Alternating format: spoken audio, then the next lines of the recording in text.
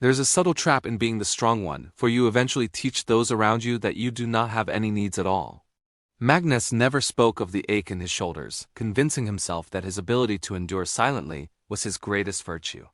But life has a way of guiding us back to ourselves, often using a moment of stillness to show us who is truly walking beside us. Before we continue this journey of healing, subscribe to the channel if you are ready to prioritize your own heart and find the peace you have been searching for today. The golden sun of the dry season bathed the earth in a relentless heat, forcing the herd to march slowly toward the distant horizon where the promise of cool water waited. Magnus took his usual place at the front of the line, breaking through the dried brush and testing the uncertain ground so that the others would not have to struggle alone. He told himself that his broad back was designed for service. He denied the quiet whisper in his spirit that reminded him he was also a living being worthy of rest. He could feel his muscles screaming for relief after days of ceaseless labor, but a deep desire to be good and helpful kept him moving forward despite the heavy exhaustion. It was in this state of selfless depletion that he made a single misstep, plunging his front leg deep into a hidden sinkhole of thick mud that instantly held him fast. The sudden drop sent a ripple of surprise through his massive body, and for the first time in his life, he let out a soft, vulnerable sound asking for a moment of support. The herd stopped immediately. But instead of rushing to comfort the one who had saved them 1,000 times, they looked at him with a mix of confusion and hesitation. They had become so accustomed to Magnus being the invincible provider that seeing him in need did not evoke empathy, but rather a sudden fear for their own comfort. One by one, the members of the herd began to back away, whispering that the journey was too long to pause and that the heat was far too intense to wait for a fallen giant. It is a heartbreaking moment when you realize that the people you would move mountains for are the same ones who will not move a single stone to help you when you fall down. Magnus looked into the eyes of those he had cherished, hoping to find a reflection of the love he had given, but he found only the vacant stare of those who cannot give back.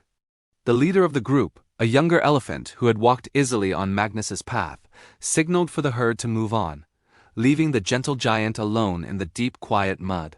They did not look back with malice, but with the cold indifference of those who have never had to struggle, simply moving on to find the next path that was already cleared.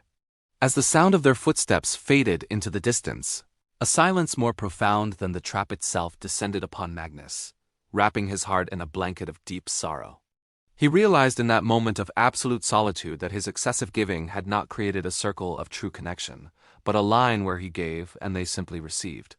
He had confused the depletion of his own spirit with the act of loving, unaware that true affection never requires you to disappear so that others can shine brighter. Night fell over the savannah, bringing with it the cooling breeze and the stars, and Magnus allowed himself to weep. Not for his leg, but for the illusion he had just lost. He understood that he had been carrying a debt that was not his, trying to earn a place in the group by suppressing his own needs and becoming a bridge for everyone else. The mud around his leg was like the bad deals he had made in life. The more he stayed still and accepted his fate, the deeper he sank into the heavy earth below. He had to forgive himself for the years he spent begging for affection by being useful, understanding that a love you have to work for is not love but a sad transaction. He finally understood that his hunger to be needed was just an old fear masquerading as duty, a fear that he was nothing without his usefulness. A warmth began to rise from the depths of his belly. It was not a rage of destruction, but a glowing fire of survival whispering he was worthy of his own effort. He stopped waiting for a savior to return, accepting the liberating truth that the only one who could truly pull him from the mud was the one beating inside his own chest. With a deep breath that filled his lungs with the night air, Magnus stopped waiting and channeled every ounce of his remaining strength into his leg to find his freedom. The struggle was intense as he twisted and pulled, his skin chafing against the roots, but he knew that this pain was the birth of a new version of himself, one who is free. The roots holding him were strong, but the belief that he was helpless without the herd was the true chain, and he shattered it with a final powerful surge of his will. With one graceful, explosive movement, he ripped his leg from the earth, collapsing onto the solid ground, tired but filled with a sense of peace he had never known before. He lay there under the vast canopy of stars, feeling a strange lightness in his spirit, for he had left behind not just the mud, but the heavy expectation to fix the world. When morning came, Magnus stood up on trembling but steady legs and chose a different path, walking away from the past and toward the high mountains in the glorious east. He traveled for days in a healing solitude, listening to the rhythm of his own heart and learning to enjoy the silence that was no longer empty, but filled with presence. The journey was a cleaning of his soul, as he shed the layer of the servant identity that had kept him bound, discovering that he was complete all on his own now. Eventually, he came across a gathering of wise, calm elephants who stood together in a green clearing, radiating a quiet power that did not ask for anything in return. These were the sovereigns of the land, beings who had learned the lesson of self-respect and found a place where connection was a fair exchange, not a painful burden. They welcomed Magnus with a gentle rumble, acknowledging his journey without needing an explanation. And for the first time, he felt the profound relief of a true home. In this new circle, there was no need to perform or over-deliver to ensure his place. His existence alone was celebrated, creating a harmony he had always dreamed of finding. For the first time, he stood next to another being and felt the beautiful freedom of not having to carry them. He realized love is standing side by side, not above or below. They did not need him to be useful to deem him worthy. They simply enjoyed his company, healing the old scar that had driven him to serve until he broke. Meanwhile, miles away, the herd that had walked away arrived at the banks of a turbulent river that blocked their path to the feeding grounds they so desperately needed.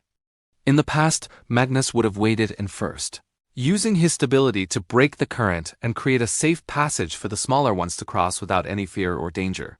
Without him, they stood on the bank, realizing for the first time the magnitude of what they had lost. They had not just lost a helper, but a spirit that had loved them deeply.